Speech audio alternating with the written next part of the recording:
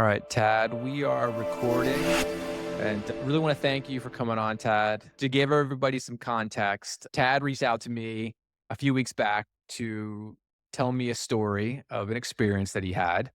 And it's an amazing story, but it's not a story that is uncommon amongst experiencers. Tad has told his story before on that UFO podcast with Andy. So I've heard this story a couple times, and each time I get new sort of questions and things that pop into my mind. So what we're gonna do is Tad's gonna introduce himself, and then we'll get into his experience, which is a wild experience to say the least, and we'll have a conversation about it. But I think this is gonna be really interesting for everybody watching, and I want to thank you, Tad, for coming on. Tell everybody a little bit about yourself to start off with, and then we'll get going. Yeah, thanks for coming back and talking to me. It's a pleasure. I'm a project manager. I live in New Zealand. I'm a family man and been working with IT systems and software development for many years. Um, and what happened to me happened, just over 30 years ago, 1989, out of the blue. And in those days, me and my wife, who was my partner then, we like to travel around on a motorbike and a little tent, camping in the countryside, quiet places, just going to the local pubs, looking at the scenery.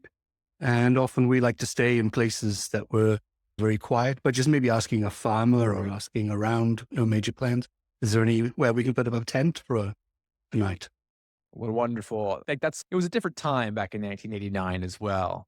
More backpacking around and just enjoying the different areas of the planet to go and look at, and different world, different time. Would you agree to that? When you see how the world's changed since 1989, what do you see just in general? Obviously, the big thing is the introduction of the internet and social media, and maybe that draws people inwards and into that space and interacting that way. Whereas maybe, hey, if you grew up in the 60s and the 70s, you were a kid, you could do what the hell you wanted. There was a philosophy, go run, go play. You go and your parents wouldn't see you all day. They tell you to get out of the house and you may get lost and you'd phone them up from a phone box. And they come and find you.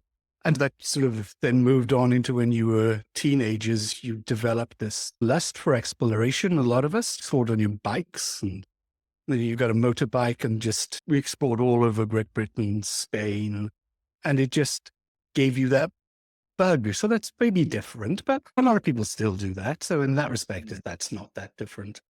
But yeah, then maybe there was more of that going on. And more you use that then to meet up with friends, and you'd have to make arrangements to meet because there were no social media places to meet. You'd physically meet, Right. travel More around. adventure.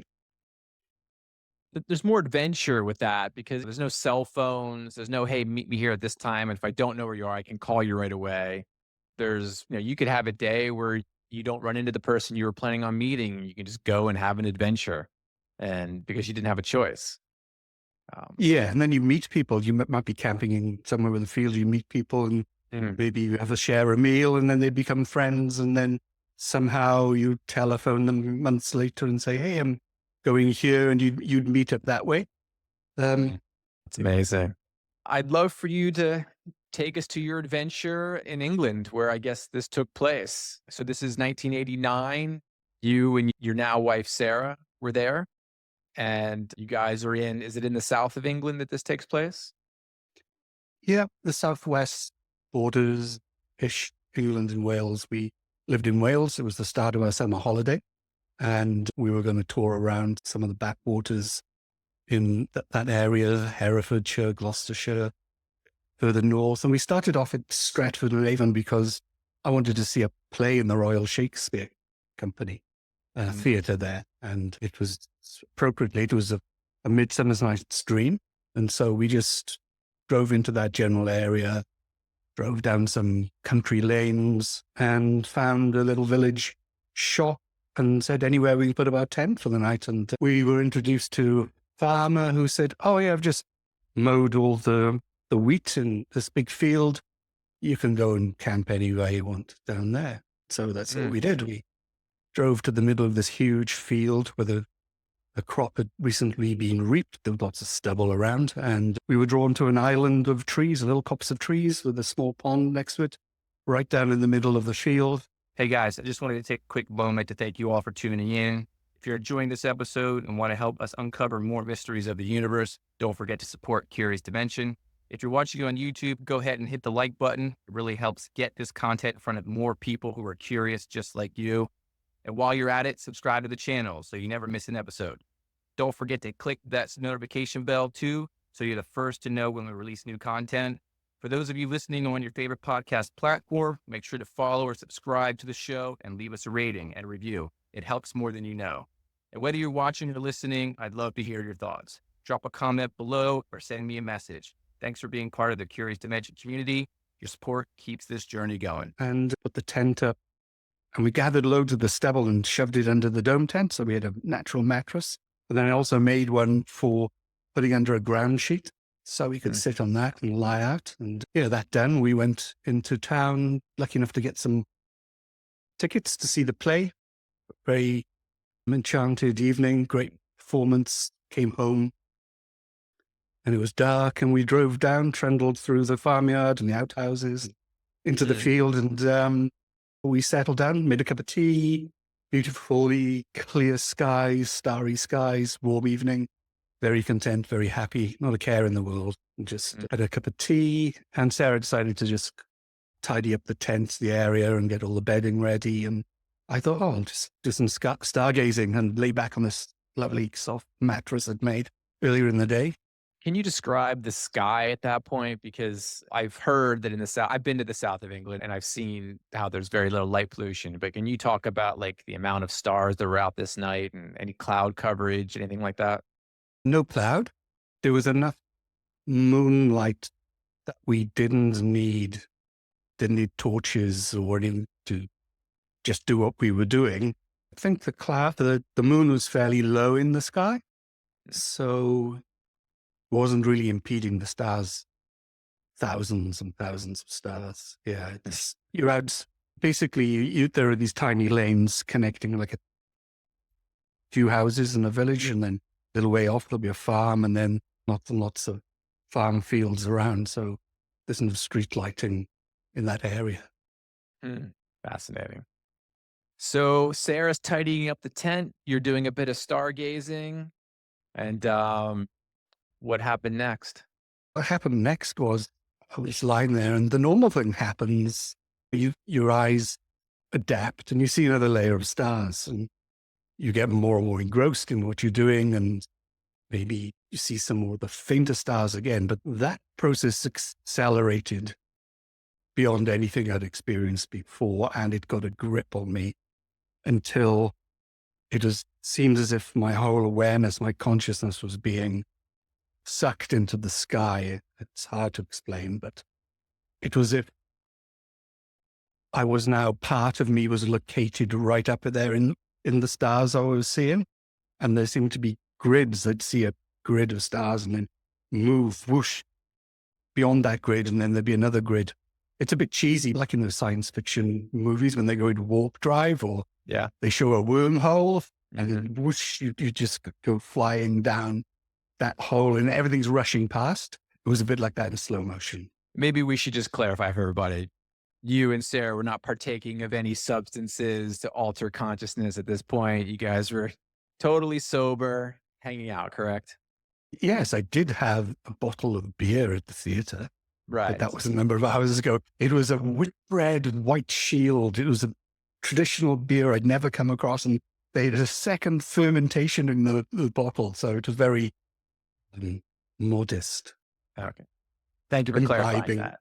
Yeah. No, it was nothing like that. And so it was almost like a out of body experience or remote viewing. It was that much of a shift in an altered state. And it just felt, I don't know, it was I don't know whether it's like a two-way communication or one way, or somewhere I'd found I'd locked into a way of negating distance and Mm, honing into a communication channel where distance didn't matter. interesting. Um, yeah, then I knew I was still on the ground sheet, on the kind of mattress on the ground, but I was actually 90% into deep space, and then whoosh, came back and a Mhm. little bit wobbly, but not scared, and just got up and shook it off. Yeah. Yeah. And then did you go and walk back towards Sarah at this point to catch up, or what happened after that? Yeah. That I wasn't that far from the tent, so I could see her still off that. We're both standing there. And the first thing I noticed was that the atmosphere in the whole area had changed. It was Temperature? more temperature, no. Sound, no. It was very quiet. It just seemed like gravid, important, as if something was going to happen, like that little hush you get in theaters just Mm, before the curtain goes up and everyone's finished talking. And mm, it was almost, no, it was as if time had slowed down a bit. Things were happening more slowly, and the contrast, the dark shadows had more darkness and contrast, and everything was a little bit cinematic. Um, and it felt like something is going to happen.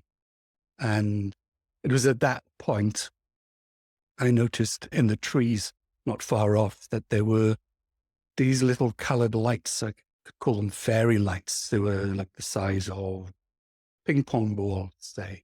And they were mm. gorgeously colored. There was crimson and aqua blue and burnt sienna and an ivory. And they were moving around a bit and scintillating. And that's when I had that thing that people have is, what's that?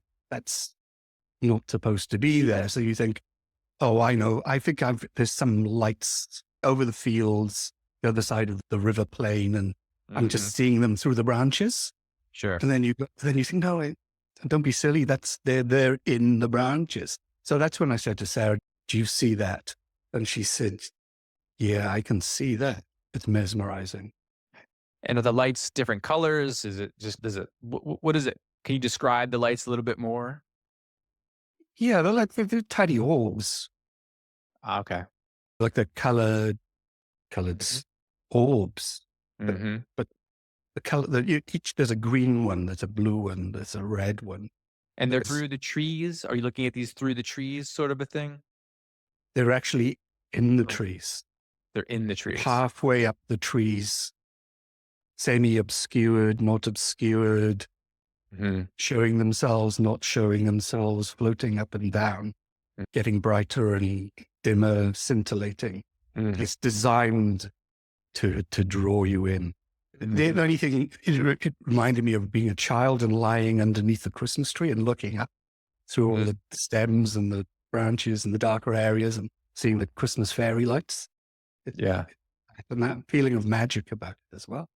Mm. So these lights are peppered in throughout the trees there. And are you watching them ascend? Are they going up through the trees? Does it appear that's what's happening, or are they just floating about within the trees? They're ascending very slowly, and Mm. time is slowing down again. Mm. And they're getting more mesmerizing, and they're becoming more definite. Could it be that obviously you're witnessing something strange happening here? And when people see something strange, people report this when they see a car accident, that things start to slow down. Is it that it's so miraculous that this thing is striking you and Sarah so bizarrely that you're having this sense that time is actually slowing down because you're so fixated on what it is that you're looking at it? Do you think that was an effect, or did you think the area changed before you even saw those lights and that you started getting that sense before the lights even appeared? Oh, definitely before. Okay. The sense that there was something, the atmosphere, the whole atmosphere of all the field and the surroundings had changed. Mm. And Interesting. these then, but I'm not saying that when looking at these, that could have been the effect. I don't know. I'm not a lean either way on that, but definitely Right. before. But Mhm. that's not to say it didn't happen Right. more. But at this point, Sarah went into a trance. She doesn't remember a lot Mm. after that for a while. You're transfixed on these lights, slowly ascending through the trees. It feels like time is slowing down a little bit. And can you take us from there? At what Yeah, point? sure. Yeah. Then then there's another level of something happening that you have to adjust to, or I had to adjust to. I couldn't, I either couldn't take it in all at once, or I was participating in some kind of unfolding. And the unfolding was the lights spread out into the tops of the trees, and there seemed to be a growing mass of darkness swirling with them and around them. And it was as if something was forming, or what's the word? Coming Was, into reality, manifesting. yeah, something coming into reality, something peering. And it seemed to be, the lights seemed to have done their job. They'd locked me in, and then it was delving into me and not asking verbally, but non-verbally, looking for a gestalt or a shape that I could offer to the party to Mm. help it form. And it slowly became bigger, and the colored lights resolved into positions in its outer surface, a shell. So it was a big, huge object just came to. It was bizarre. It was as if you're taking part in some big magic show, an illusion. And I'd have to say that the whole then atmosphere everywhere becomes a little trippy, becomes a little dreamlike. Mm. It's part of the territory. I don't like to say that, because it's like, oh, well, yeah, okay, you were having a dream, you were having an illusion. No, I Mm. wasn't. I was extremely centered, fighting the mesmerism, trying to work out what the hell was going on. And once I realized I can call it a craft. It was as big as a big bus, and it was the shape of a Dungeon and Dragon dire, like a tetrahedron, 20-sided thing Okay. that's So like matte black and levitating above the trees. mhm. It's at that point, there'd been some negotiations. It was like trying on different forms. And even when it took its final form, in terms of an apparition, I couldn't take it in. But then all of a sudden, it was, no, you helped me make this shape. You can see me. And I could see it. And it could see me. And I didn't want to be there. I did not want it to be there. Very scary. So there was a sense you had that this thing was fully aware of you and Sarah. That whatever this thing was that kind of that became more in focus and whatever you want to call it, manifested or came into reality, that it was somehow fully aware that you and Sarah were there and almost that it wanted you to keep looking at it in a sense. Is this the sense you're getting as you're staring at it? Are you feeling this? Oh gosh, yeah. Overwhelmingly, it's there, and I've helped it be there. It wanted to be there. It wanted to see us. It wanted to interact with us.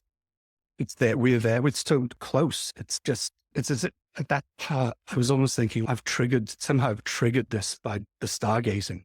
I've Mm, done something that's attracted this or caused this. And then the colored lights were to like lure you and lock you in. They were mm, interacting with you. But that was just like first stage to form a human interface with you, so that the bigger reveal, the bigger manifestation could take place. And it's there, and we're there. And what's in my mind is, what the hell is going on? What should I do?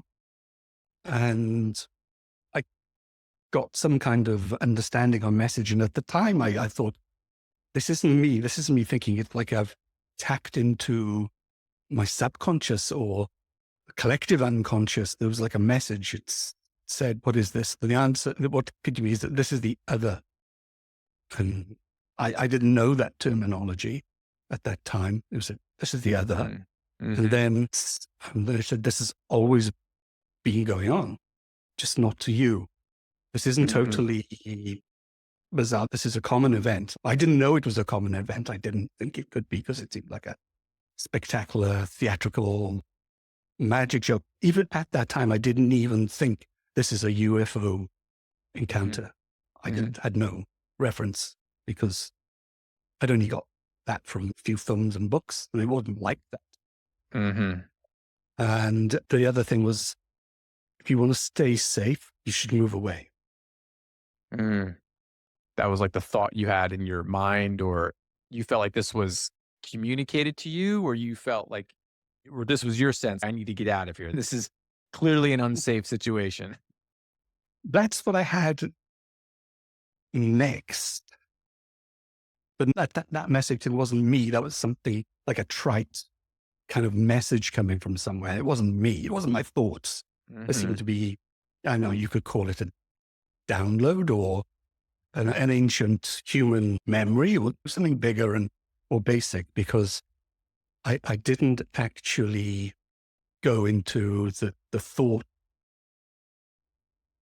like trite response, because I think that mesmerizing might be a little bit tranquilizing, until I noticed some more things. There seemed to be some white boxy things, and I thought, hey, there's some SUVs coming over the farmlands, which is ridiculous, because there's too many gates and hedges, and how could they get there so quick? And they seemed to be in the yonder fields. And then I noticed 2 or 3 orbs, the edges of the field where we were, and they were beach ball size. So now you're seeing balls of light in another area of the field, while this geometric bus-sized craft is still hovering. I know it sounds crazy. Yeah, I know. It's Yeah, hovering above the tree line. And so now the balls of light that are off in the distance, that you immediately, your rational mind thinks, oh, these must be SUVs. But then you realize that it couldn't be, because there's nowhere for them to drive. no, yes, the SUVs were in the yonder fields. I thought I can only just see the top of them, the top of the, the top half. Say you cut a white SUV in half, and you left Were with there big actually boxy white thing. SUVs there? No. No, but that's just that's what I thought. That's what you thought. You could describe them as like SUV-sized Tic Tacs. They were white and boxy. Oh, so Yes, these are other high strange craft. lights you're seeing off. No, these are distance. craft. These are solid. These are like the Tic Tac. Yeah. These are like the Tic Tac, but I can only see the top half because of the hedgerows, and they're very low to the ground in those fields. And how far away are you estimating these to be? Oh, God, they'd be about big fields, and there's another big field, say like an American football field length away, and a bit more. Yep.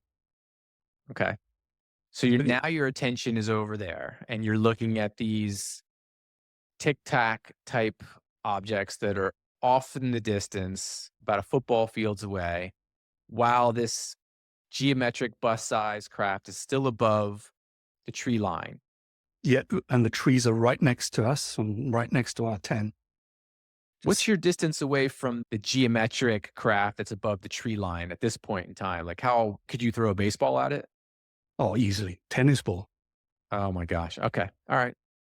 Very imposing, hovering there, silent, and the lights on it are still glimmering, but they're in the sort of points of the facets of the shape. Yeah, so that's that. Then the orbs floating and bobbing down the edges of the field we're in, they're beach ball sized. And then I'm more thinking, what the heck? Because they're closer now. And this is when we're trying to get to the point where when did I think, I got to get out of here? This is a really bad place to be. Mm-hmm. It was when I saw these orbs and they had the motion of barn owls. I've seen a barn owls hunting and they moth-like motion. Mm. And barn owls hunt near hedgerows. So that's just something that you just make a connection. But they actually were heading for the lattice towers of the electricity grid. But what happened was one went out of my sight on the left side of the field, and then the other on the right. And I'd been flanked. So now I had really strange object above me. I've got the white boxy things in the field in front of me. Now I've got these behind me. And it's at that point I used the alarm from that to really force myself out of the mesmerism and bring myself my senses. And that's when I said to Sarah, let's go, and notice she's just not with us. So I Right. shake her. Yeah, transfixed or just in some sort of trance. Yeah. Like afterwards, I asked her what was the last thing she saw. She said, I saw all those colored lights in the trees, which are fascinating. And they just Mm. threw me into a trance. So I'll get my knife, quick, get my knife. I had a knife in the tent, put the knife, and we ran up the slope to the farm buildings, and we stopped, resisted the urge to knock on the door of the farmer and we can't see what's happening because, hey, it's so strange. But before that, I'd realized, okay, oh my God, this is a UFO encounter that had occurred to me at some. And we stopped by a corral. It had some donkeys that were whickering. They were really agitated, but after a while, we'd be standing next to the corral. They calmed down, and then we watched what was going on. And the orbs found these electricity pylon towers and were zooming in and out of them like they were really interested in the electricity grid. The white things zigzagging around. It seemed like they were doing a big, huge, wide grid search. And the big geometric black, matte black shape just hovered there audaciously. Just hanging out there. We're So here. at this point, let's just tell everybody. So Sarah's recollection of this, like she has a little bit of missing time. Um, she's not having the same full experience that you're having. You're taking this all in, and she's just in the zone, if you want to say that, or somewhere else, if you will. And so your recollection of all of this is a little bit more complete, whereas she has some sort of fragmented memories of this. Is that accurate? Yeah, she remembers everything up to the lights getting a bit more definite, the little lights Mhm. in the Mhm. tops of trees. Mhm. And she remembers me shaking her awake. And she Mhm. remembers running up the slope of the field and everything after that. So then once you guys run up to the slope of this field, do you turn back to see if the craft is still above the trees? Oh, immediately we're watching what's going on now from which Okay, we, so now you're up the hill a little bit. You're away. You feel like you're at a safe distance. yes, And so like how far away would you say you are at this point? about third of American football field. Okay. All right. So you ran quite a bit Yeah, it was a on big foot. field. Yeah. And so now you're looking back and you're still observing this bus-sized geometric craft above the tree line. It's still there. It hasn't gone anywhere. Still that. And so now now she's awake. Now she's aware. She can see it. She sees and how long do you observe it now at this point? 10 minutes, quarter of an hour. Wow. Just hovering there and you're just observing this thing, just being there. Yeah, and the white things going zigzagging across multiple fields. Are you and Sarah looking at each other? What are we looking at right now? Are you seeing this? Or are you just staring at it, just observing it, Yeah, complete awe? yeah. Wow. So about 10 to 15 minutes go by and what happens? The big, huge black geometric thing just wanders off. And Mhm. then the little white, like the SUV size white things follow it. The orbs follow it. and we lose sight of it. We catch sight, lose sight, and it goes right up this river valley. They wander away to our And that, relief. and then that's pretty much the whole experience. Now, do you guys go back down the hill and go to sleep? No, that's not the whole experience. Oh, I'm sorry. Keep going. That's all right. No, there's just a little, one more little end bit. We see two craft coming fairly high up, and they've got flashing white lights, and they're converging on the area where we are, and they come out. They go, "Oh no, what the hell? This is too much." But then you hear the noise of the jet engines, and they were here, and then the shapes appear, and they're fighter jets, and they come zooming over us where we are, and they converge on the object we can just see in the far distance, and it goes zip, Mm. and that's it. So this thing clearly popped up on a radar somewhere. We know in the south of England, there's Salisbury Plains. I think there's a military facility there where they launch helicopters and I'm assuming fighter jets. So I'm assuming this thing probably would have popped up on a radar system and they would have scrambled jets to go check it out. And as they're approaching, I'm sure that the jets had it on radar as well. I'm just making assumptions here. I don't know what they're doing. It could have been complete coincidence that the jets were there, but I would imagine if they're triangulating on its position, they're fully aware of something being there that maybe shouldn't be there. So that's an interesting piece. We know that uh, helicopters have chased balls of lights before. There's video of that. That's not speculation. There's video of that out there. You can Google that if you want. But I find that part very interesting. And so when the jets get scrambled, this thing darts off into the distance. Now you guys must just be completely blown away by this whole 30-minute experience that you had. And what comes next? Do you guys go to bed? I'd be freaking out. I'd get on my bike and get out of there. No, we just went to bed. So are you drained? Are you exhausted? Because I'm sure the adrenaline must be running through you as you're having this wild experience. Strangely, not a lot. Not a lot. No. Easy to go to sleep. Just Eerily calm. Yeah. Looking back on it, We it's didn't even eerily talk calm. about it. We didn't even talk about it. We didn't even talk about it when we got up in the morning and packed the tent down and loaded the saddlebags and get on the motorbike. But we didn't talk about it till we stopped later on for a late breakfast. I said, "So we saw a bunch of really strange things last night, didn't we?" I said, "Yeah." And she said, "Did you see that?" Yeah. And I said, "The white things, that there wasn't a road over there, were there? I thought it could have been." She said, "Yeah, I thought they were on a road, but there weren't any roads there. And big black thing." And I'm assuming you didn't see the farmer the next morning because you would have been like, "Hey, have you ever seen anything strange in this field?" no, I don't think I would have. I think I didn't think I reported because I thought I'm pretty sure that the Royal Air Force knew about it because they'd sent jets. So what's the point of reporting it? Just make a fool of myself. Anyway, it's my summer holiday. I had better things to do. Would I tell the farmer? No. So bizarre. How do I didn't tell any, didn't talk about it from one or two friends for 30 years because no one's going to understand unless you experience something like that. And again, we should point out that this is 1989. This isn't 2024 where this sort of topic is being openly discussed and people are expressing their experiences that they've had.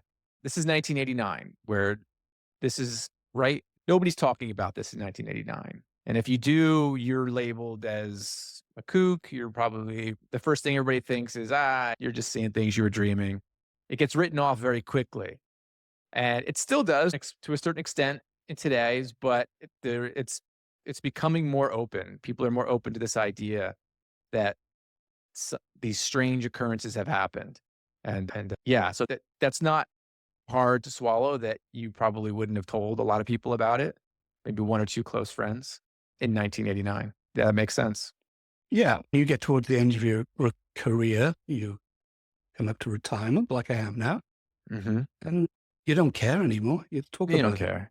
Yeah. You still might not introduce it to your social circle because Mm-hmm. And it's not like Unless they've experienced something like that, well, but they're going to not be able to understand it. And there's no point in, I've never had the impulse to try and prove what I saw, convince other people that, hey, you right. either And it contacted that or you believe the evidence. Not, yeah. And yeah. according to your account here, this is a very striking account here. This is not like seeing orbs off in the distance. People see orbs of light off in the distance all the time that are strange and are possibly quite anomalous. And then maybe there's a phenomenon going on there. But this is another layer where you're seeing something come into reality that's large and physical. And in that, this is high strangeness to say the least. And so you're not going to be able to relate this to a lot of people, especially in 1989. I'll say it again. And yeah, where do you put this? What do you do with it when you have this experience? It's almost like, hey, this is something we saw. We don't have a whole lot of frame of reference for this. Maybe you bring it up once in a while with close friends, but then yeah, you just kind of it's just chalk it up to one of those things that you experienced in your life. I do find it interesting that whatever this thing was above the tree line was highly geometric.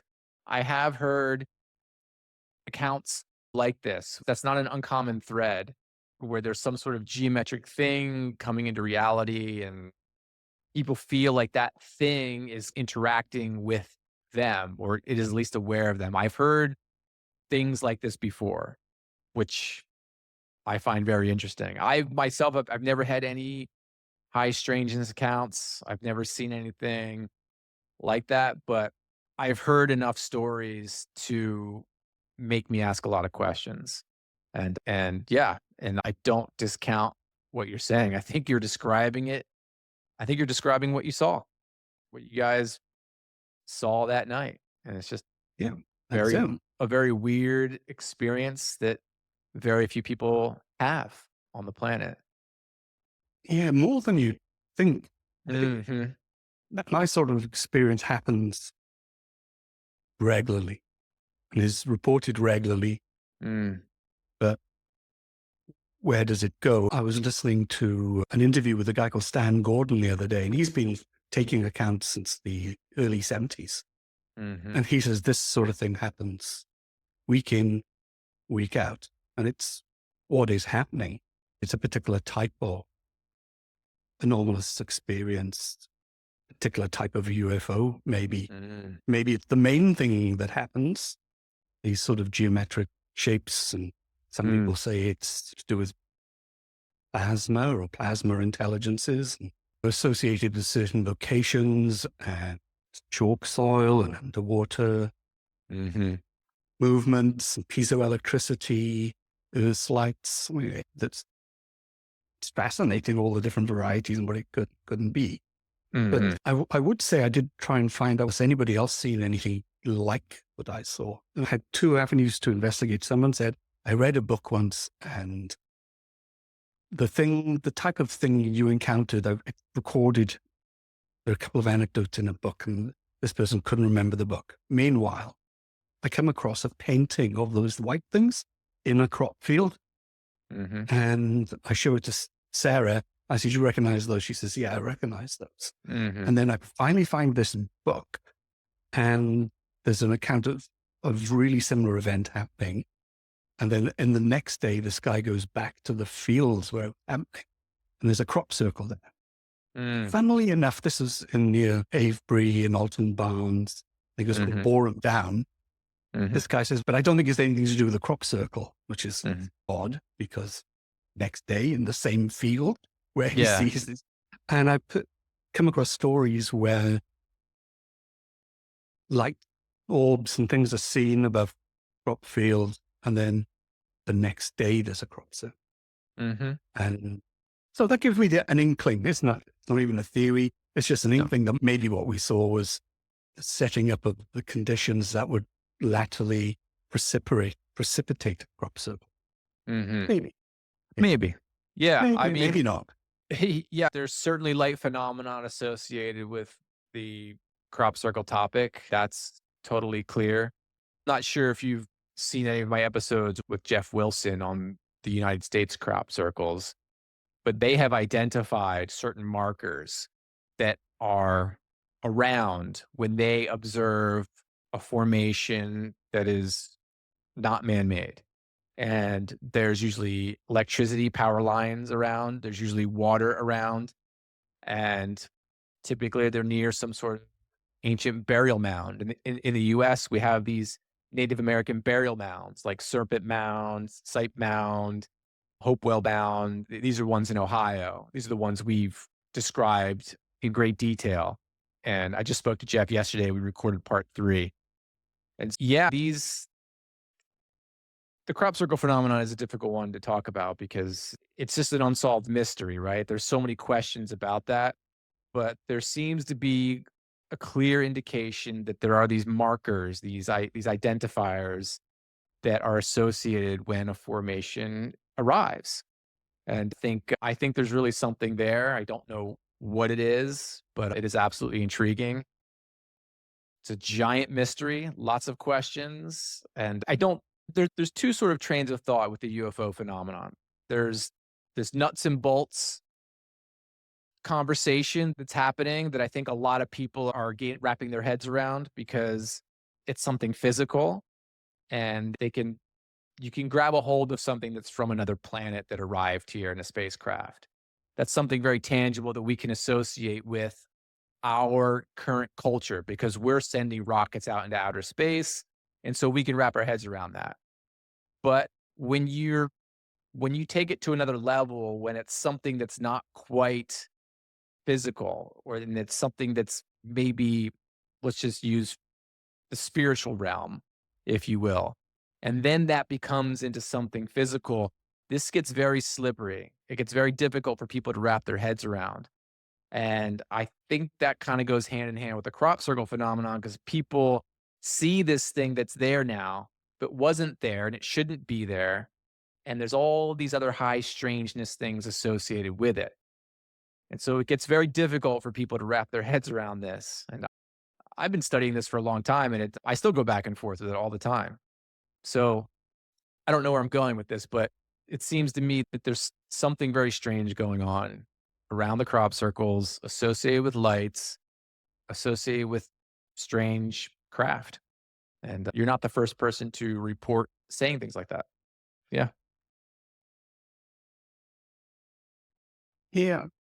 So I think I had a display, a showing of the full spectrum from all the states of consciousness. Lots of people see these lights in the trees all over the place as well, or Hmm. get them, and I've heard them coined the seeds of the phenomenon. There's Hmm. seeds, either or a lure, and then to a craft, and then to military getting involved, getting off the radar. Hmm. Yeah, I've heard it said you can't study, or you can't make much understanding or headway, and there hasn't been much, unless you view the phenomenon as both physical and psychic. At the same time, it seems to have the ability to traverse those things at will. It's operating at a different. So we're just stumbling, and we don't know whether it's crypto-terrestrial, always been here, totally physical and can cloak and uncloak. There are all these theories, we're just Yeah, there are all stumbling these theories around, out really. there. Yeah, you know what? There's all these theories out there of what the origin is and who is it and where is it from. And I got to be honest, a lot of them sound plausible. The other star theory sounds good. The theory that it's always been here and it's just part of maybe at one point in time there was some sort of group of individuals that broke away and had high technology and they've been living in hiding. I think all of those are on the table, and it wouldn't shock me if there's little pieces of all of those theories in and about what Mm. people observe.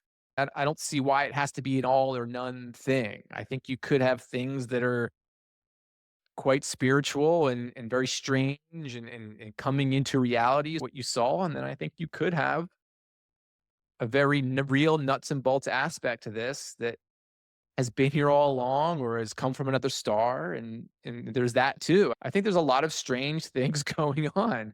And it doesn't have to be an all, I know it's all this thing. I think it could be a lot of different things all happening at once. I heard a funny comment from Bill Maher, or not Bill Maher, what's his name? Jim Mars, who wrote several books on paranormal. I heard him give an interview once, and he said, I heard somebody ask me once, are they aliens? Are they interdimensionals? Have they been here this whole time? And he said, my answer to that is yes. Yes, all above. So it's probably a little bit of all of that. And what's your take? Oh, sorry, go ahead. No, carry on. Wait. What's your take on disclosure and how this is all kind of picking up steam within Congress here in the US? What's your take on all of that? Um, I'm basically in the camp. Diana Pasulka. Mm. Disclosures happen. Mm, There's been disclosure for millennia, but it's one mm, person at a time. Yeah, sometimes I think, oh, that would be good. Get rid of the secrecy, the ridicule. mhm, But I find myself in the camp more often of the kind of the cynics who say, it's just a cycle. It's happened before. Kind of Lucy and Charlie Brown football thing that the football's be. This time, there's going to be disclosure. Just got to run really fast and kick that ball really hard and it'll be a wheel. Yeah, I'm of the opinion that, I don't need someone to tell me that it's real. That there's plenty of documentation on it. Plenty of credible people have come forward saying it's real. I don't need someone to come out and say officially this is real. It'd be nice. That'd be interesting if that happened. I don't need someone telling me what's going on. We have the internet now. There's plenty of information out there. It may take you a while to sift through some of the BS, but you can get a good sense, I think, of what's actually happening if you spend some time reading some books, watching some lectures, paying attention to the news, maybe not the mainstream news, but alternative forms of media. And you can start to piece this together and you can start to understand that this has probably been going on a very long time. We have this intimate relationship with it, whatever it is, or whatever the many its are. And like you said, there may be cyclical periods where we have these moments where we have more of a open contact with whatever this is because we're ready for that. And then maybe we go through periods where we're not ready for that. I wanted to ask you, one of the aspects of the phenomena is sometimes people have physical biological effects. I think that's one of the five knowables about this.